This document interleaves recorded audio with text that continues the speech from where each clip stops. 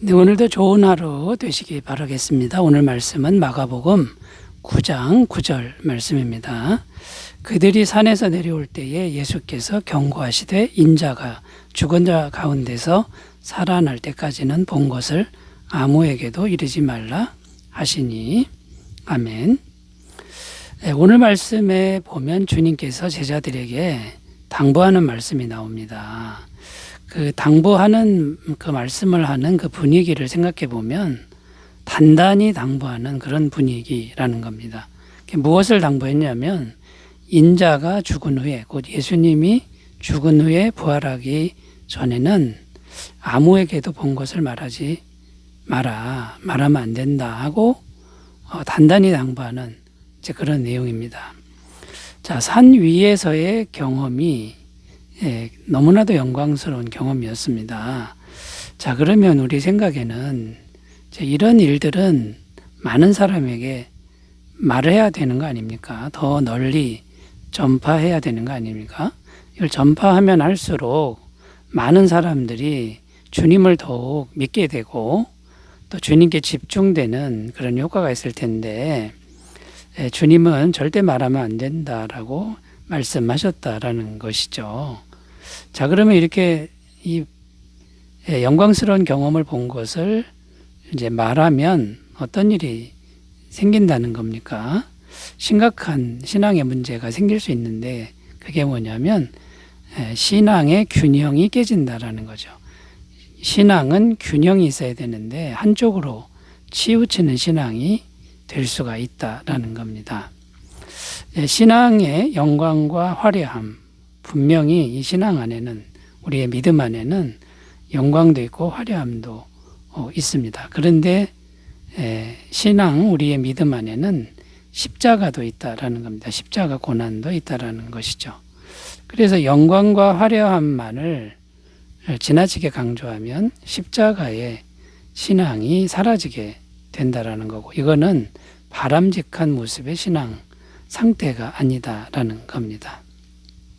자, 그래서 주님은 십자가 죽음과 3일 만에 부활하신 이것을 행한 이후에, 이것이 이루어진 이후에 이 변화산에서의 영광의 체험을 다른 사람들에게 말하라 이렇게 하셨다라는 겁니다. 한마디로 요약하면 균형 잡힌 신앙을 위한 당부의 말씀이었다. 다른 사람들의 신앙을 한쪽으로 치우치게 만들면 안 된다. 이런 의미라는 겁니다.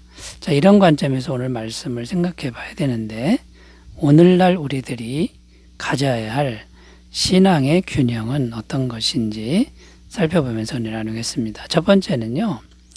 우리가 가져야 될 신앙의 균형은요. 고난과 영광을 같이 받아들여야 한다라는 겁니다. 고난과 영광을 같이 받아들여야 한다라는 겁니다. 로마서 8장 17절입니다. 자녀이면 또한 상속자, 곧 하나님의 상속자여 그리스도와 함께한 상속자니 우리가 그와 함께 영광을 받기 위하여 고난도 함께 받아야 할 것이니라.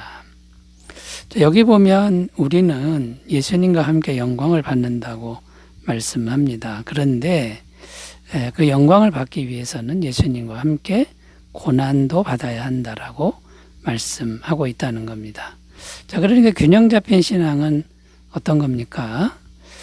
영광을 받을 줄도 알아야 되지만 고난도 함께 받을 줄 알아야 되는 것이 이게 진짜 신앙이다. 균형 잡힌 신앙이다라는 겁니다. 자, 영광과 고난 중에 그 둘 중에 하나만 생각한다 그러면 이건 치우친 신앙이다. 온전하지 못한 신앙이다. 이렇게 평가할 수 있다는 겁니다. 자, 성경 말씀을 우리가 찾아보면요. 고난과 영광을 함께 말씀하고 있는 구절이 많습니다. 디모데후서 3장 12절 무릇 그리스도 예수 안에서 경건하게 살고자 하는 자는 박해를 받으리라. 자, 그러니까 우리가 하나님과 가까이 하면서 하나님의 영광을 경험하는 경건한 신앙생활을 하려면 반드시 박해를 받는 일이 있다고 말씀하고 있고요. 로마서 8장 36절 37절 기록된 바 우리가 종일 주를 위하여 죽임을 당하게 되며 도살당할 양같이 여김을 받았나이다 함과 같으니라. 그러나 이 모든 일에 우리를 사랑하신 이로 말미암아 우리가 넉넉히 이기느니라. 자, 우리가 넉넉히 이기는 승리가 우리에게 있습니다만 죽임을 당하는 것 같은 고난, 도살당할 양같이 여기는 것 같은 이런 극심한 고난이 함께 있다라고 성경 말씀은 분명히 증언하고 있다는 겁니다.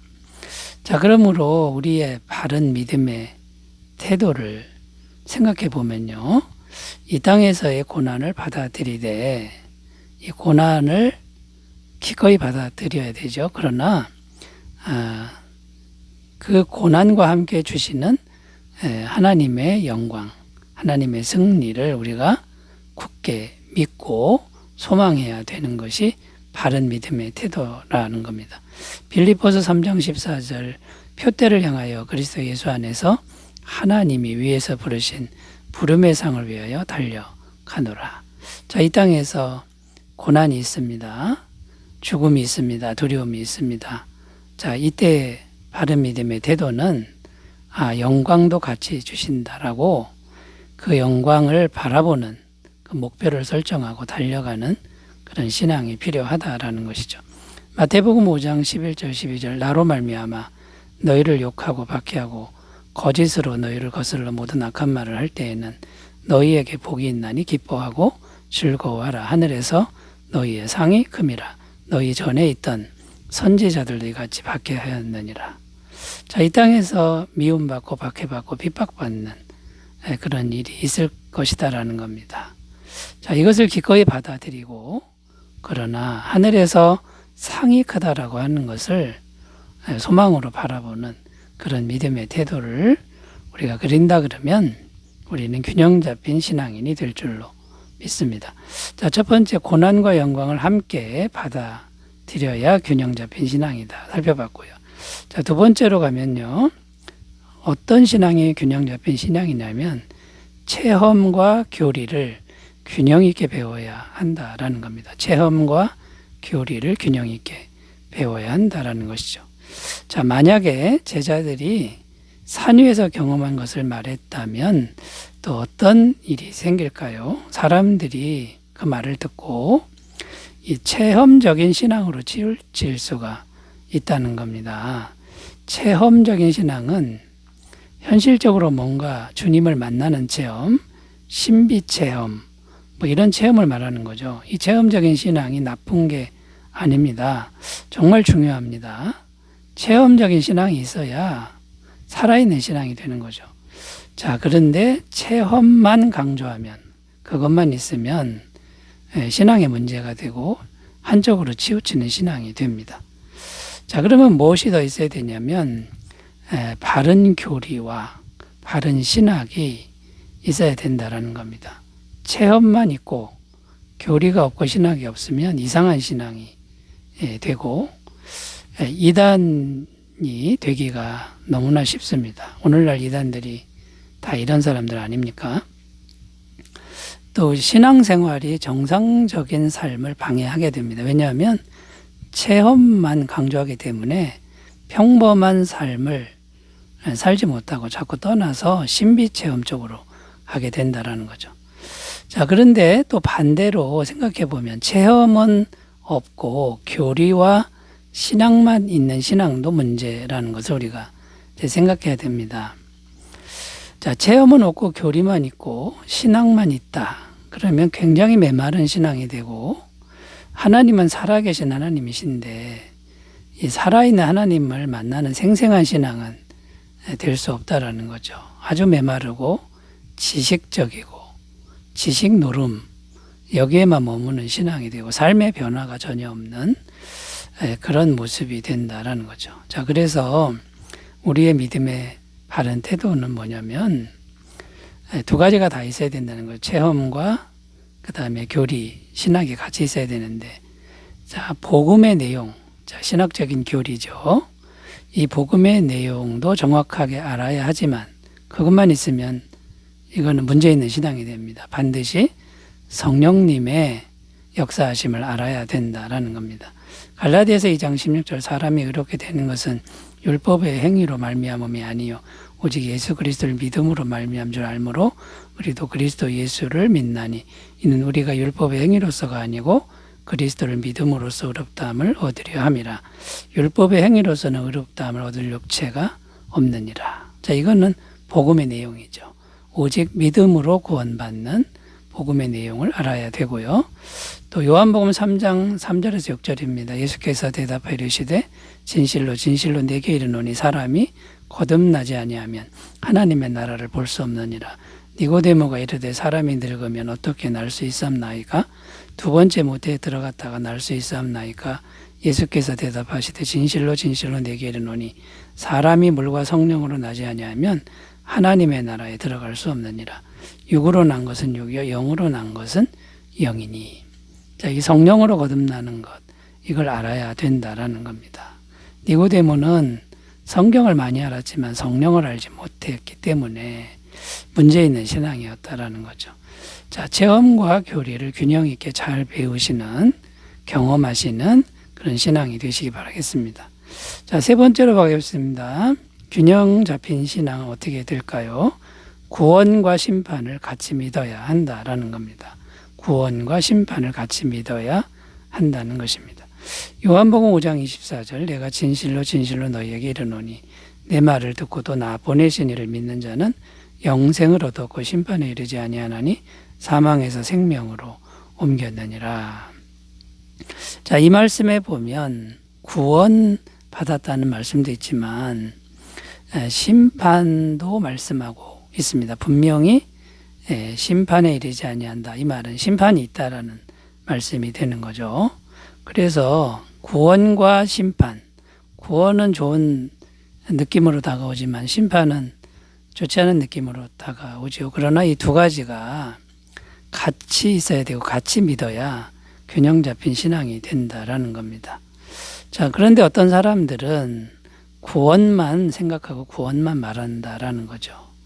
그래서 구원만 강조하다 보니까 죄를 계속 지으면서도 철저한 회개를 하기보다는 그래도 구원이라고 하는 이렇게 죄를 합리화하는 이런 신앙이 됩니다. 이것은 가짜입니다. 이거는 잘못된 신앙이고 기독교가 이런 신앙이라 그러면 상당히 심각한 문제가 되는 거죠.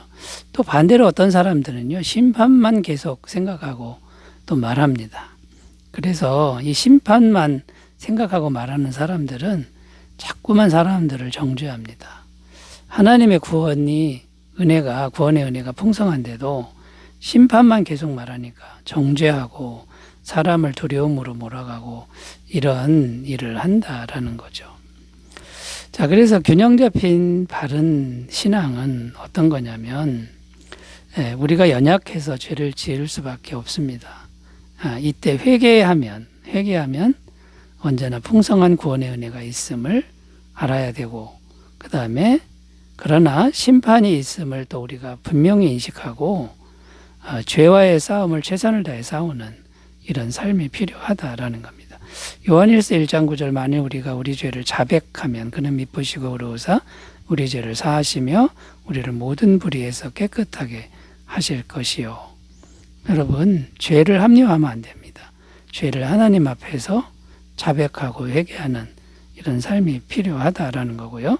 히브리서 9장 27절 한 번 죽는 것은 사람에게 정해진 것이요 그 후에는 심판이 있으리니 반드시 심판대 앞에 우리가 설 것을 생각하면서 신앙생활을 잘 하시기를 바라겠습니다. 우리 모두 균형 잡힌 신앙인이 되시길 바라겠습니다. 기도합니다. 하나님 아버지, 치우치지 않는 신앙을 허락하여 주옵소서. 예수님의 이름으로 기도드립니다. 아멘. 은혜 충만하시기 바라겠습니다. 감사합니다.